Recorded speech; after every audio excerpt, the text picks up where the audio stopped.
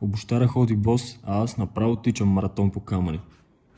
Идеално може да видите колко зле става формата ми след няколко упражнения. Това е защото работата и тренировките вече си казват думата и просто ако трябва да съм честен, изнемогнах. Имах нужда от лека мотивация, някак си просто да променя тренировките си и се чудех как да го направя, докато един клиент не ми показа брутално приложение. В Playbook намерих точните треньори и стила тренировки, от които аз имам нужда, за да разнообразявам и да се чувствам добре.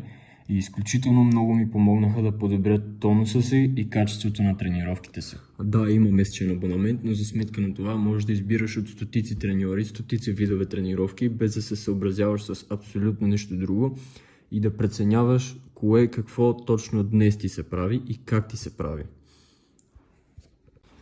Това не е абсолютно никаква реклама, просто го казвам за хора като мен, които нямат абсолютно никакво време и трудно могат да се съобразяват с групови тренировки, въпреки че е препоръчително да се срещнеш лично с треньор на живо, за да ти обясни по възможно най-добрия начин как да правиш конкретните упражнения.